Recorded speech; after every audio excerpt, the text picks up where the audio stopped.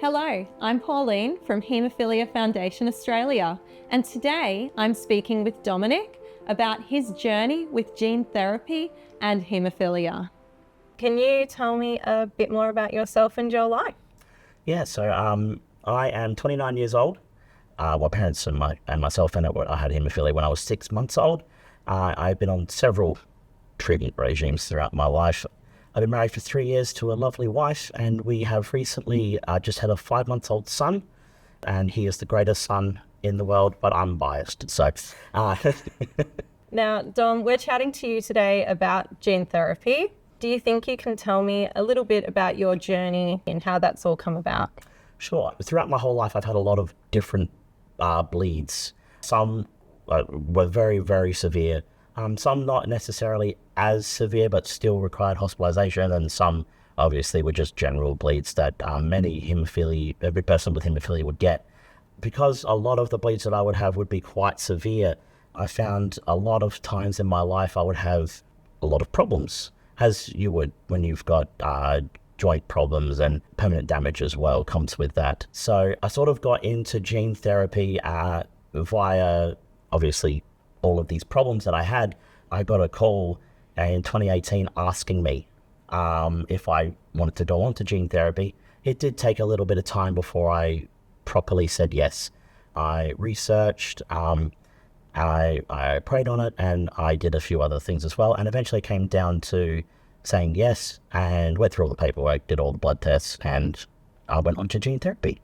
Who were some of the people that you spoke to about gene therapy that helped sort of influence that decision and inform you about that process? A lot of it was my doctors and nurses at the hospital that I would regularly attend, and some of it as well was speaking to my peers and my friends who, although they don't have any experience in haemophilia, they are my friends, and they would willingly let me know whether or not they believed it was the right thing to do. So I have a lot of very wise and understanding friends, which is very helpful for me because I'm not always wise and understanding, and my family as well, I should say. They all helped me really see things in different perspectives. If they had any worry, they would voice it to me, and I would keep that in mind, and I would obviously bring it up if I didn't know the answer.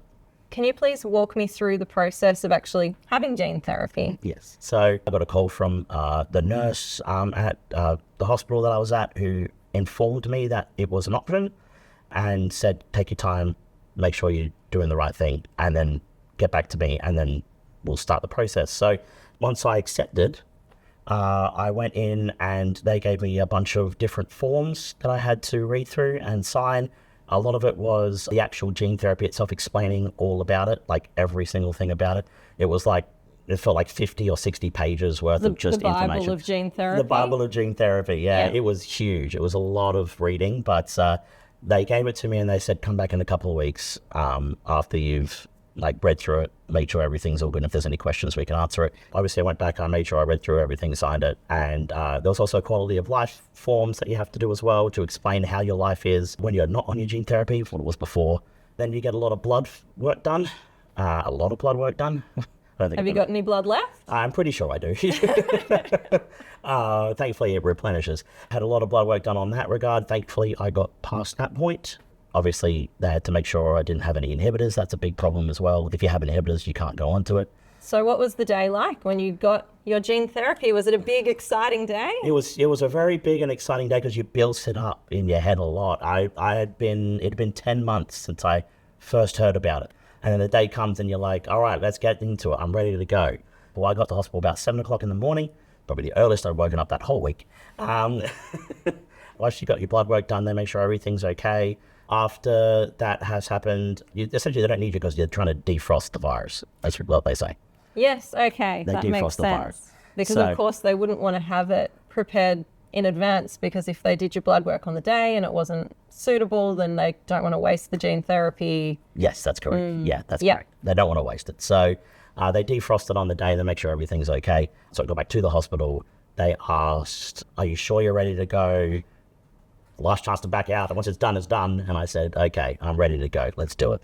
It takes roughly around about an hour and a half to 2 hours, depending on how much they're putting in. That's an infusion, is that? Correct. Yeah, it's an infusion. Yeah, it's an infusion with a virus, but the virus isn't harmful to humans. It's a virus that you can pick up without even knowing you picked it up, which is why they have to do all the blood tests beforehand. Once that's all done, you go back into a waiting area, and you're there pretty much the rest of the time up until around about midnight, because they have to make sure there's no adverse effects. Yeah, okay.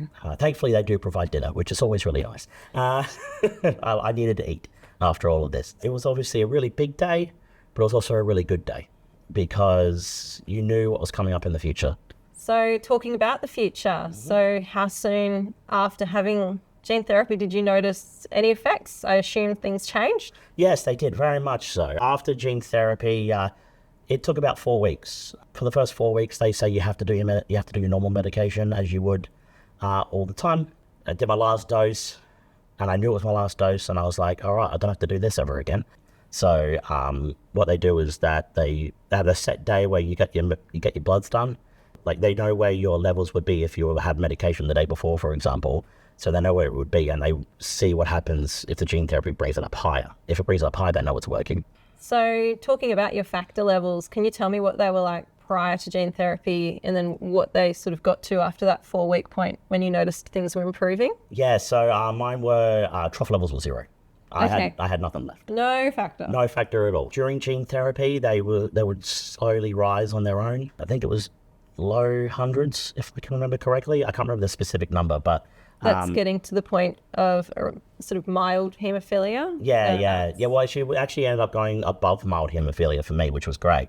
The way that it goes is, if you imagine a graph, it's sort of, it starts off at its highest point, and then it will dip and then plateau, and then dip and then plateau. And that's what it did with me. So it sort of like gradually dipped and plateaued, and then dipped and plateaued. The hope was that it got to a certain point where it would plateau and never dip again. For me, it went really high and then dipped and plateaued and dipped and plateaued and dipped and plateaued and never stopped. During sort of that plateau period, how long would you say you had while the gene therapy was still effective and your factor levels were relatively high? I would find that majority of mine would probably last around about 3 months before the dip would start. Like, I would look at all the results and they would be like, oh yeah, that's about the same level the whole time, before it would start to dip again. And you go, okay, well, now I've got to get ready for the next bit. So it's part of the process, right? That you have regular check-ins after receiving gene therapy. That's correct. Yeah. So can you just walk me through what those check-ins are and what the frequency is? So the first 6 months is about weekly.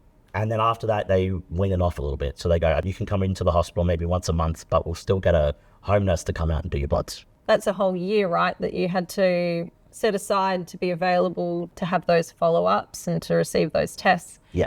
Was that something that you really had to factor in when you chose to have gene therapy, to be available for that year to go through that process? I did and I didn't. At the time, I didn't have a job.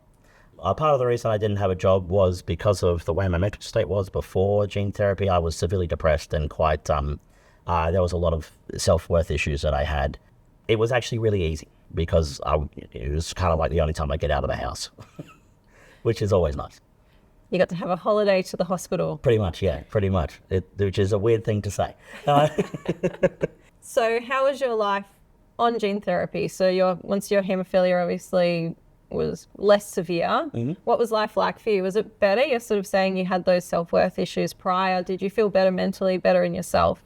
Absolutely. It really forced me to understand that there was something I needed to focus on that wasn't me. Like, yes, to a degree it was my health, but it helped me understand that I needed to do a lot more. I needed to go somewhere I had a bit more purpose. And I knew that I needed to do this, not just for my sake, but also for others that were going down the same road that I have to go down in the future. I don't want them to do the same things that I did or end up in the same positions that I am. You always want to make sure that the future generation has a better way of living than you do. I felt that for the first time in a very long time, I actually had a really good sense of purpose. So it really helped me. It changed my mental state. It changed my physical state in the fact that I was actually able to get out and do a lot more things. And I wasn't in pain. If you get to a certain point, it makes it more manageable. So that's why I was more than happy to do it. Now, we alluded to this earlier. Your gene therapy didn't work out in the long term. but you still seem quite positive. So Yes. can you tell me a bit about the point when you realized it wasn't working, and I guess your feelings around that and how it hasn't negatively impacted you as much as someone might think? Tackling that was a bit hard. It was, at start, it was very difficult to, I guess, to understand why it didn't work. It's almost like, sort of like dealing with a death almost. I sort of equate it to that. You've got the 5 stages of grief, I think it is. But for me, I sort of got through the first few stages and I came to the point of acceptance very quickly because I had time to know. It wasn't like an immediate, it just stopped working. It was a gradual, this is what's going to happen and there's nothing you can do to stop it. My next step is I'm going to have to go back on medication. All right, that's okay. I've got a good support network around me. And a part of it was also my own sort of personal belief system as well. I alluded to it before, and obviously I go to church a lot. And so because of that, I felt that I had a big understanding that even if it didn't work, everything was going to be okay. Sort of all of that culminating together helped me really push through, get to the other side and understand that my worth didn't actually come from the gene therapy. My worth came from me. My purpose was still to help people. And so it helped me really get past that point. In terms of your haemophilia, are you, and I mean this in the physical sense, are you back exactly where you were prior to gene therapy, or is it slightly improved, slightly worse? It's actually slightly better. It's almost, it feels like a reset to a degree. So your body knows what it's like now with gene therapy and it sort of wants that back, but it also knows that the pain is not anywhere near as bad because, yeah, it's just everything feels a lot better. So I found that I was a lot better after gene therapy than I was before it. And I also equate part of that as well to the mental state. So physically, I probably maybe look a little bit worse off, but I don't feel it. I don't feel any worse off. In fact, I feel better than I was on it before. I'm able to push through a lot more than I used to, and I'm able to do a lot more than I used to. What does treatment success look like to you? Treatment success, it's not equated to a cure. Treatment success to me is what is the next step that you can take in order to help someone in the future. Because at the end of the day, I know what I've lived through, and I don't want anyone else to have to live through that. And if I can help someone not live through the same things that I've had to live through, that is a success. If I can stop someone from having to, like, let's put it as an example, like a kid, it goes through school and they get bullied because they live in hospital and they don't live at home and they can't get to school on time because they have to go through all of these medication problems and their body is just not working properly and they get bullied for it. Well, what's the best way that you can help get through that? You can do the steps that I was doing, which was the gene therapy steps. You know, you won't see, like, I won't see the success of it, but I know someone else will. And that to me was the success story, which is why I was okay with it. That's really powerful, isn't it? That you are able to be part of the success and part of that journey for not just yourself, but really for the entire community. And I guess that's the really cool thing about being part of a clinical trial is that you are contributing to research and to further development of treatment and everything. So that's really powerful. What would you say about the gene therapy experience to other people with haemophilia? To anybody that wants to go on gene therapy, do it. If you're afraid, you can talk to anyone about it.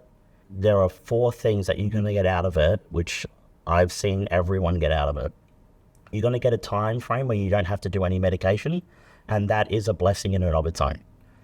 When you get to the end of it, there is a chance in which you could end up in a better position than you were before. Point number 3 is you're going to be helping the future, the ones that you don't know. And 4, you're going to have a great time regardless. Like, yeah, it's going to be tough, but it's going to be good. A lot of things that you go through that are tough are good. Not all of them, but a lot. So remember those 4 things and you'll get through gene therapy really, really well. Thank you so much, Dom, for participating. I really appreciate you giving all of your thoughts and advice and sharing your story about your gene therapy experience. Thank you very much for having me.